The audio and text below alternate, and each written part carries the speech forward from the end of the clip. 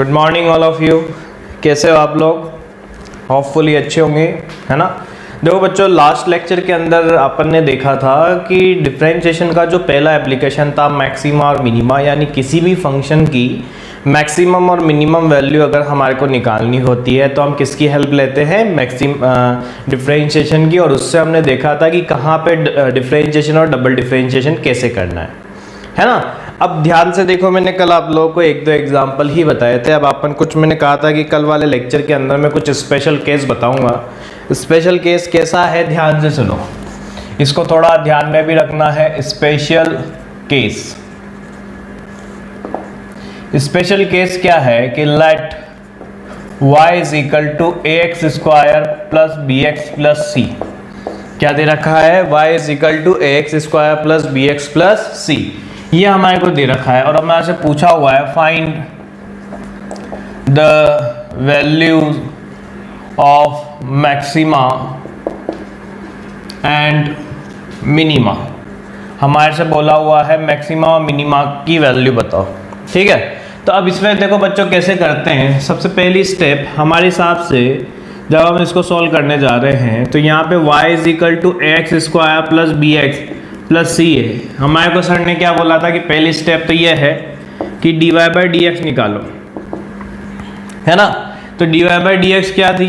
ये पहली step 2ax plus B plus 0। अब उसको किसके इक्वल करना था? 0 के, है ना। तो ये आ गया x की value minus B upon 2a, है ना। अब उसके बाद देखो सेकेंड हमारा था कि डबल डिफरेंशिएशन निकालो। डबल डिफरेंशिएशन आया तो d2y by d x square is equal to, जब डबल डिफरेंशिएशन निकालेंगे बच्चों तो क्या आया? वो आया 2a।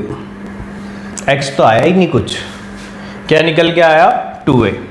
तो यहाँ पे जब 2a निकल के आया तो इसका मतलब क्या होगा? इसका मतलब ये है बच्चों कि अगर ये 2 सारी डिपेंडेंसी किस पे है? 2a पे। मतलब जीरो करने पे केवल एक ही रूट आ रहा है। वैसे तो सर ने बोला था कि 2 रूट आने चाहिए थे, 2 तो नहीं आ रहे, और आ रहे केवल कितने? 1। अब यानी सारी डिपेंडेंसी क्या है? a पे है। तो अब थोड़ा ध्यान से समझना कि a पे कैसे डिपेंडेंसी है। एक चीज जो मैं बता रहा हूं वो क्या, अगर मैं आपसे कहूं कि if a is greater than 0 और सेकेंड कहूं कि if a is less than 0, है ना।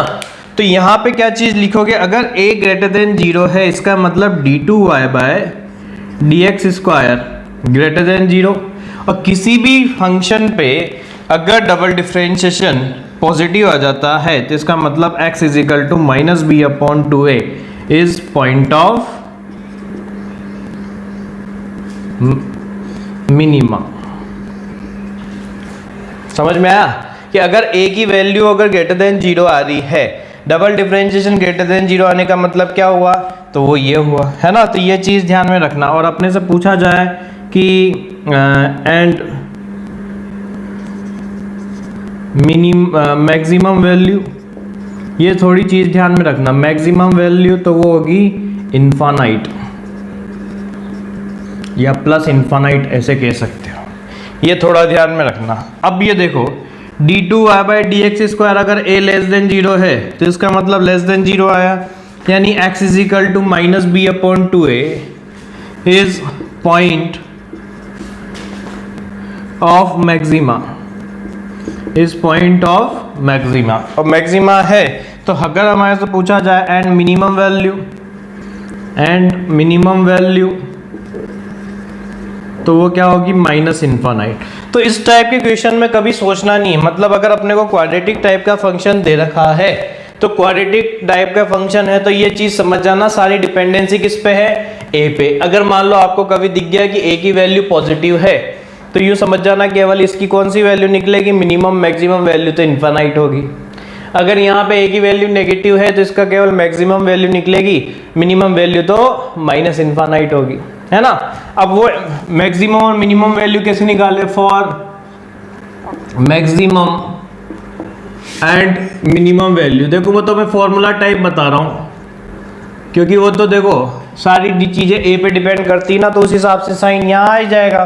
तो जब अपन पुट करेंगे तो y is equal to x is equal to minus B upon 2a original function में पुट करेंगे तो यहाँ y की वैल्यू क्या आई? a minus B by 2a का square plus B minus B upon 2a plus C. ये आया। यहाँ देखो क्या आ गया, y की वैल्यू ये आ गया माइनस माइनस तो प्लस हो गया, B square upon 4a minus B square upon 2a plus C. अगर एलसीएम लेंगे तो यहाँ कितना आ गया, देखो 4a एलसीएम लिया तो b square minus 2b square plus 4ac ये आएगा। तो y की वैल्यू देखो क्या आई बच्चों, बी स्क्वायर माइनस 4ac का नेगेटिव अपॉन 4a। और अगर आप यहाँ देख पा रहे हो तो आपने अगर क्वाड्रेटिक इक्वेशन पढ़ी होगी तो ये क्या लिखा हुआ है, डिस्क्रिमिनेंट d की वैल्यू क्या होती है, under root of b square minus 4a c, ये वाली चीज ही तो होती है डिस्क्रिमिनेंट की, जो डिसाइड करती है कि रूट आएंगे या नहीं आएंगे। तो y की वैल्यू आती है माइनस डी अपॉन 4a। ये चीज ध्यान में रखना बच्चों, है ना।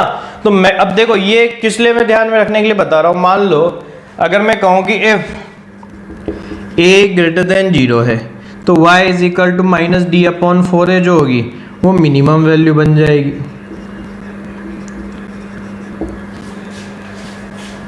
ठीक है। और अगर मैं कहूँ a लेस देन 0 है तो y is equal to minus d upon 4a क्या बन जाएगी, मैक्सिमम वैल्यू।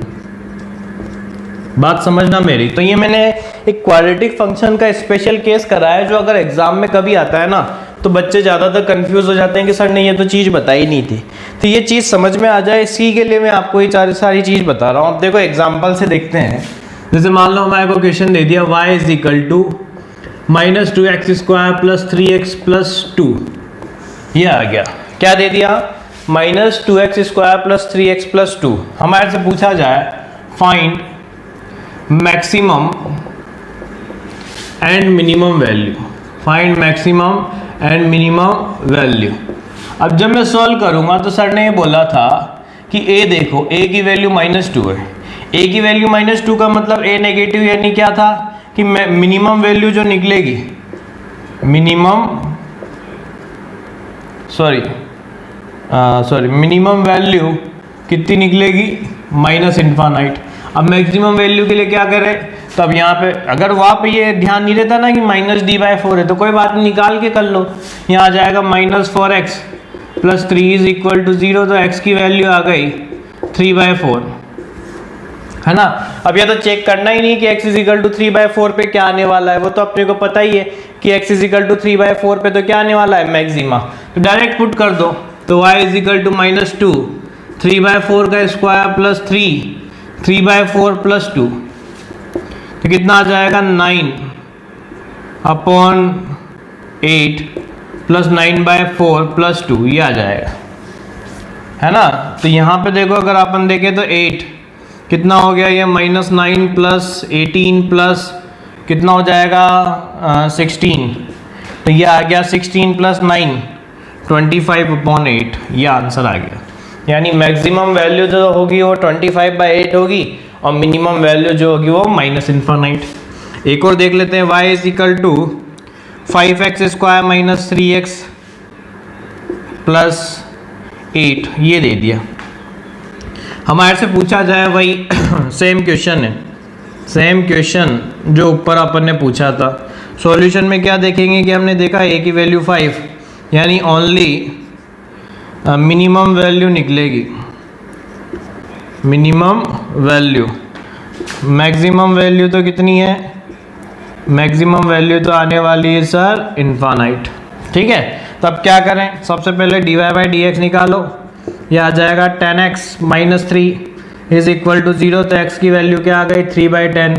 अब अपने को सोचने की तो ज़रूरत है ही नहीं, पुट कर दो 5 3/10 का स्क्वायर माइनस 3/10 प्लस 8 आ जाएगा।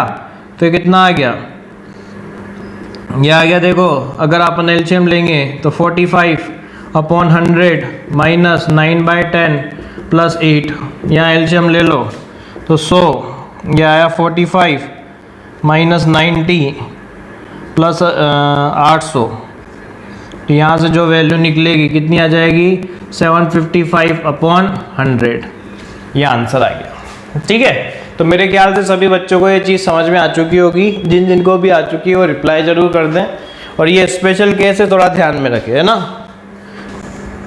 मान लो हमारे से बोल दिया जाए कि y is equal to 3x plus 2, पूछा जाए मैक्सिमम और मिनिमम वैल्यू, तो इसके लिए तो सोचना ही नहीं। इस टाइप के क्वेश्चनों में तो एक चीज़ ध्यान में रखना, when y is equal to mx plus c किस फॉर्म में दे रखा है कि x की a की पावर दे रखी है, तो मैक्सिमम वैल्यू क्या होती है,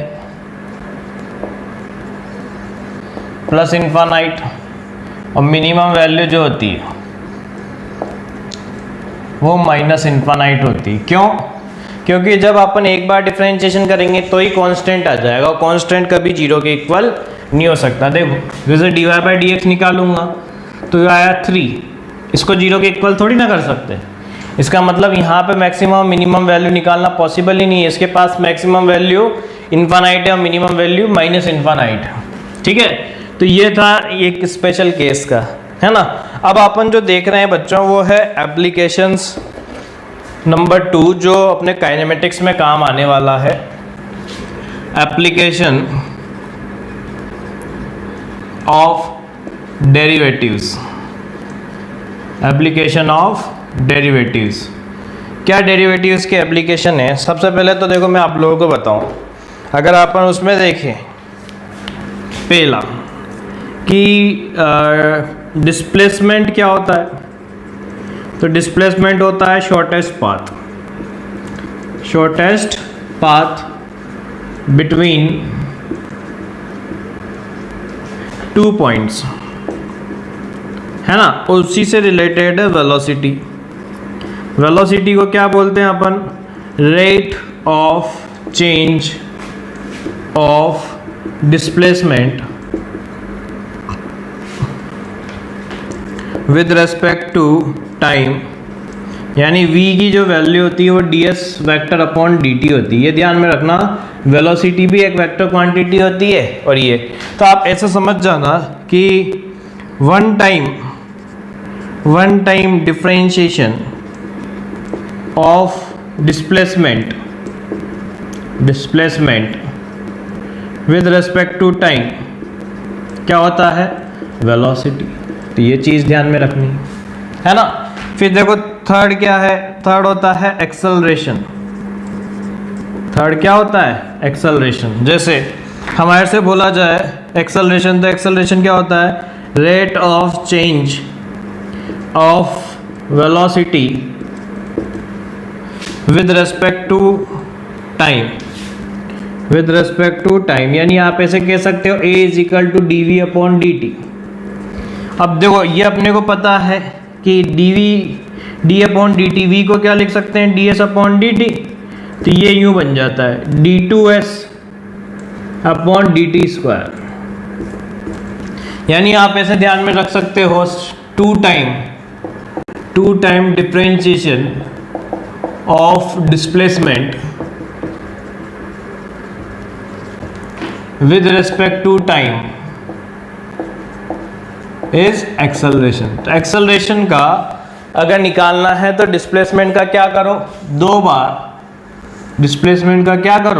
बार डिफरेंशिएशन कर दो, ठीक है ना।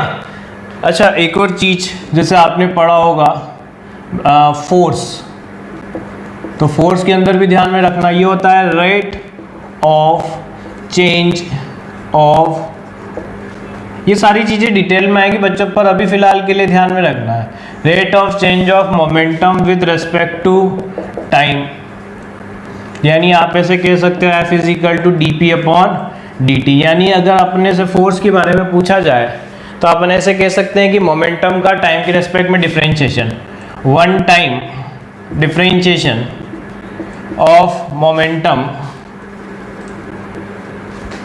With respect to time, one time differentiation of momentum with respect to time, है ना। अब इसमें बहुत अच्छे क्वेश्चन आते हैं, इसलिए मैं आप लोगों को बता रहा हूँ। तो ये सारी चीज़ें ध्यान में रखनी है कि डिस्प्लेसमेंट अपने को दे रखा है, वेलोसिटी अपने को निकालनी हो तो कैसे निकालेंगे? तो एक बार अगर आप डिफरेंशिएशन कर दोगे किसका? डिस्प्लेसमेंट का। किसके रेस्पेक्ट में? टाइम के रेस्पेक्ट में, तो वो वेलोसिटी दे देगा, है ना। अब इसमें अभी मैं क्वेश्चन से समझ में आएगा कि क्या करना होता है क्या नहीं करना होता, ठीक है, एक और भी चीजें आएगी। देखो एक होता है बच्चों, जैसे मैं आप लोगों को बताऊं, क्वेश्चन की फॉर्म में देखते हैं, आपसे बोल दिया if the displacement of A particle is given as s is equal to t cube minus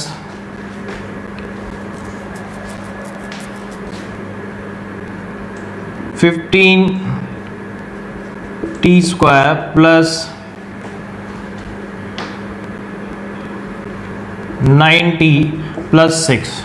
question ने दे दिया ये वाला क्वेश्चन अपने को, क्या दिया कि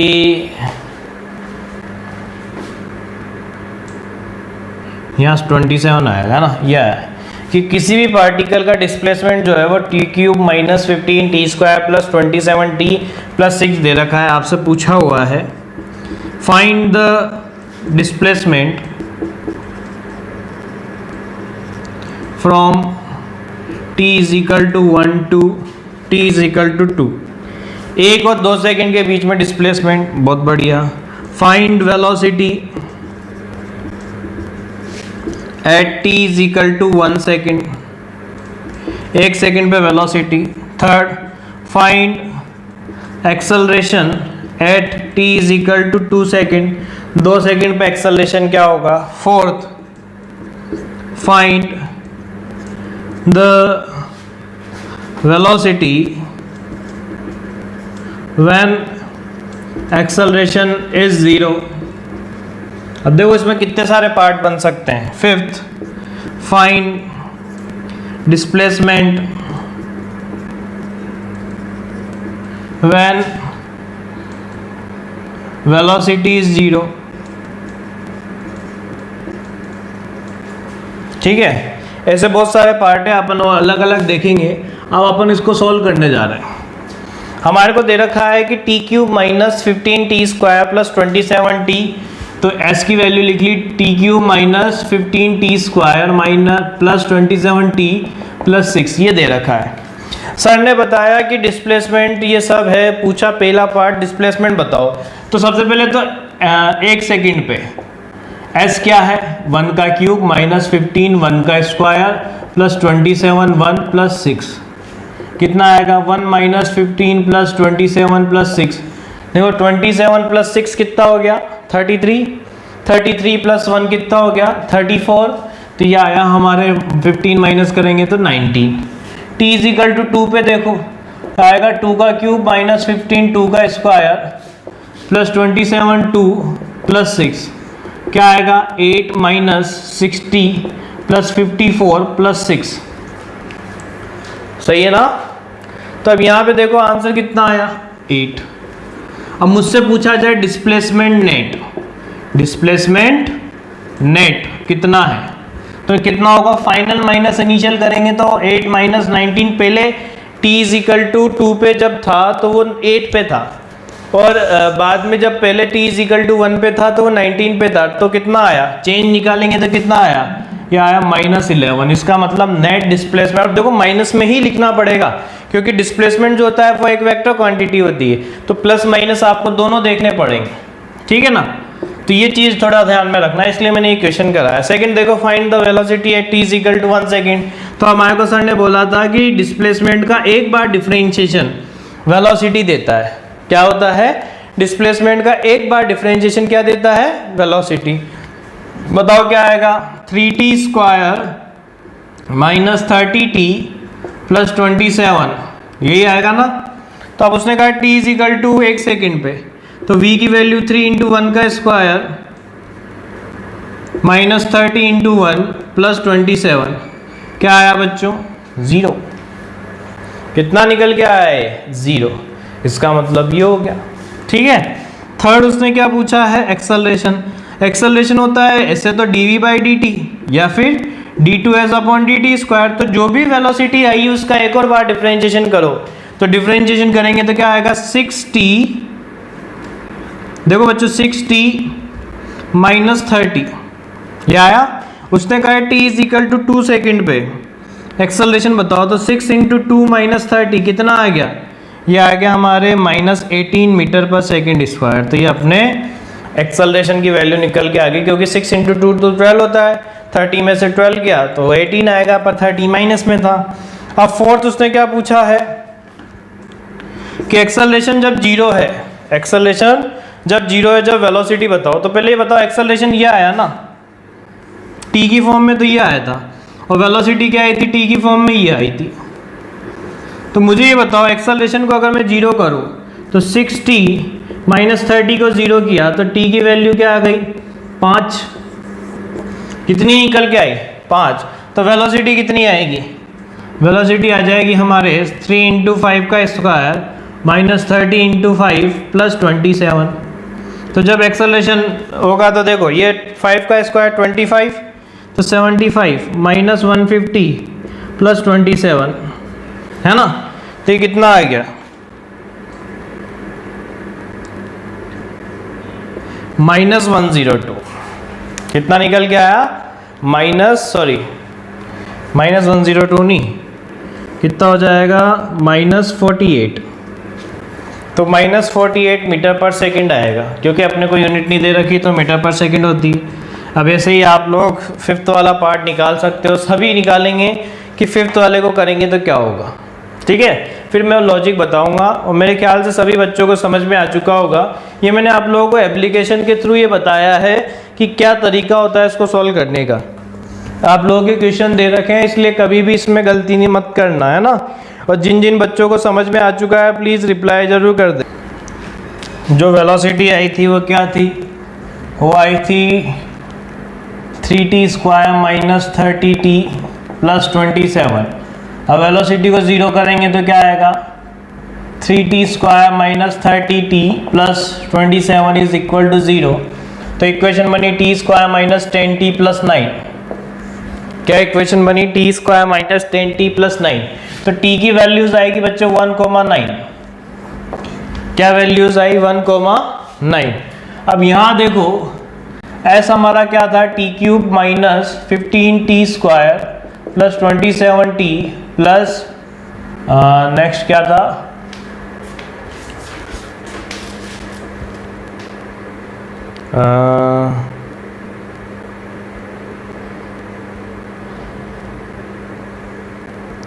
+6। कितना था? +6। तो वैल्यू पुट कर दो। t इज इक्वल टू 1 पे s कितना है? तो 1 का क्यूब माइनस 15, 1 का स्क्वायर प्लस 27 प्लस 6। तो वैल्यू देखो, अब ये तो अपन ने निकाली थी, तो 19 आई थी, और t इज इक्वल टू 9 पे, तो s की वैल्यू 9 का क्यूब माइनस 15 इंटू 9 का स्क्वायर प्लस 27 इंटू 9 प्लस 6। देखो ये कितना आया? 729 माइनस ये 81 इंटू 15 होगा, तो ये 1215 आया, प्लस ये कितना आ जाएगा?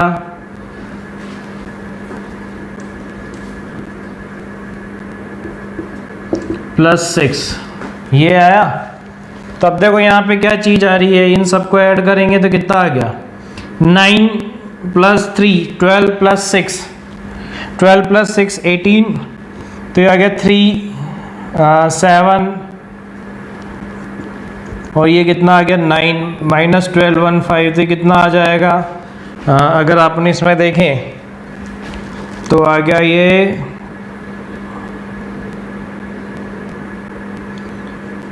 237 माइनस में। तो ये आंसर निकल के आया डिस्प्लेसमेंट का, है ना। तो जो अपन ने वो क्वेश्चन देखा था वो इतना बड़ा भी हो सकता है, आप चाहो जैसे कर सकते हो इस क्वेश्चन को, तो डिपेंड करेगा आप लोग पे कि आप क्या करना चाहते हो, है ना। चलो और देखो, मैं आप लोगों को सिमिलर ऐसा ही क्वेश्चन देता हूँ। आप लोगों के पास 5 मिनट है बच्चों, है ना। ये जो पहला क्वेश्चन दे रहा हूँ, सभी बच्चे इसका आंसर, ये सेम वैसा ही होगा जो अभी अपन ने निकाला था, सभी बच्चे इसका आंसर निकालेंगे, है ना।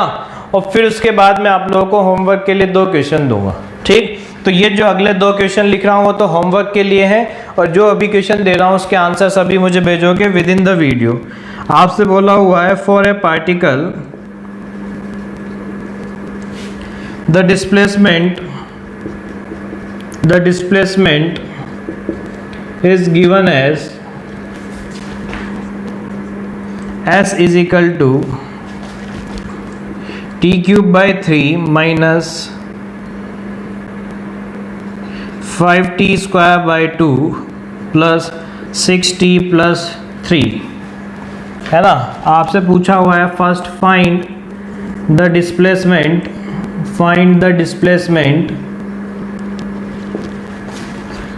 Eight t is equal to 1 to t is equal to 3।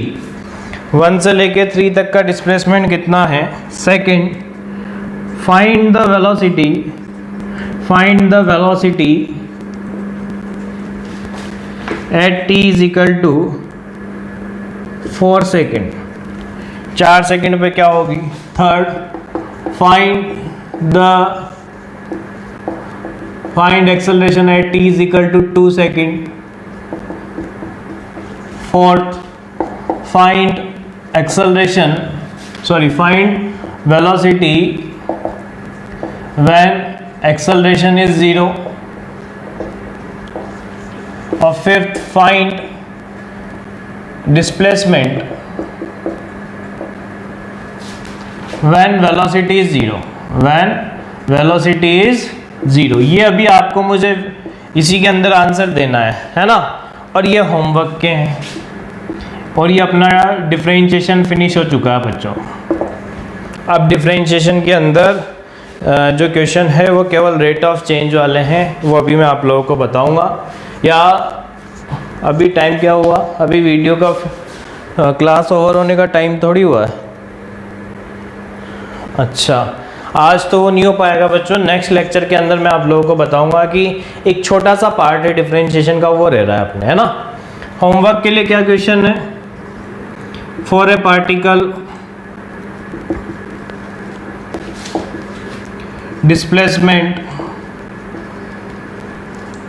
Is given as, क्या होता है displacement, s is equal to t cube by 3 minus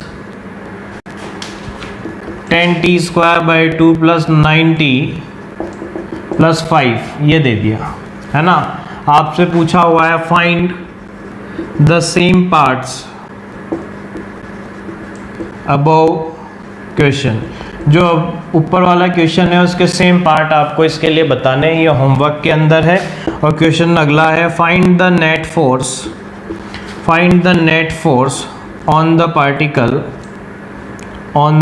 particle if momentum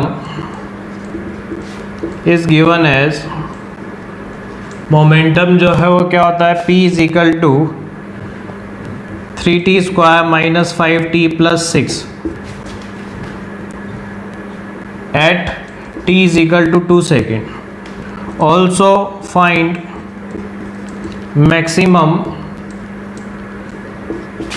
and minimum value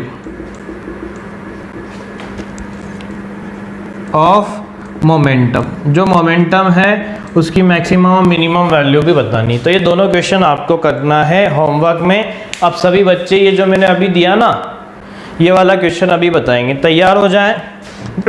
देखो मेरी घड़ी में टाइम हो रहा है 8:59। कितना हो रहा है, 8:59। आप लोगों के पास 9:05 तक का टाइम है, यानी कुल मिला के 6 मिनट है आप लोगों के पास, है ना। 1 मिनट तो आप लोगों के क्वेश्चन लिखने का और बाकी 5 मिनट सॉल्व करने के। जल्दी से स्टार्ट हो जाओ बच्चों सभी। तो सबके आंसर्स आने चाहिए, जो भी बच्चे मुझे देख रहे हैं वो। अब देखो बच्चों, मैं फर्स्ट वाला पार्ट बता देता हूँ आप लोगों को। सभी बच्चे चेक कर लें कि उन्होंने क्या क्या गलती करी है। s एट 1 क्या होगा, 1/3 माइनस 5/2 प्लस 6 प्लस 3। इसको का एलसीएम लेंगे तो 6, 2 माइनस 15 प्लस ये 9 हो गया, 9 ये आया 54। तो कितना आया बच्चों, 41/6। और s ऑफ 3 करेंगे तो क्या आएगा, 3 का क्यूब बाय 3 माइनस 15 सॉरी 5/2 3 का स्क्वायर प्लस 6 इंटू 3 प्लस 3, ये आएगा। तो ये कितना आ गया देखो 9 माइनस कितना हो गया ये 45/2 प्लस 21, तो एलसीएम लेंगे तो 18 माइनस 45 प्लस 42/2, तो कितना आया ये आएगा ना। तो यहाँ पे देखो कितना आ गया -3, तो ये बचा 15/2, कितना बचा 15/2। अब देखो नेट अगर अपन निकालेंगे नेट डिस्प्लेसमेंट, तो नेट डिस्प्लेसमेंट में तो क्या है कि फाइनल माइनस इनिशियल 15/2 माइनस 41/6, यहाँ 6 एलसीएम लिया कितना जाएगा 45 माइनस 41, तो कितना आ गया 4/6, यानी कितना हो गया 2/3। ये आंसर आएगा बच्चों। आप लोग पता नहीं क्या आंसर दे रहे थे, 1 से लेके 3 सेकंड तक पूछा है ना, तो 1 से स्टार्ट करते हुए पहले 1 पे पोजीशन निकालो, फिर 3 पे पोजीशन निकालो। बाकी इन सब के तो आंसर ठीक आ रहे हैं। इसका आंसर आ रहा है 2 मीटर पर सेकेंड, इसका आ रहा है -1 मीटर पर सेकेंड स्क्वायर, है ना। तो सभी बच्चे सॉल्व करके मुझे भेजेंगे along with this question and this question. जो भी आपका सॉल्यूशन है उसके फोटो मुझे भेजना। अपन नेक्स्ट लेक्चर में मिलेंगे अब, है ना।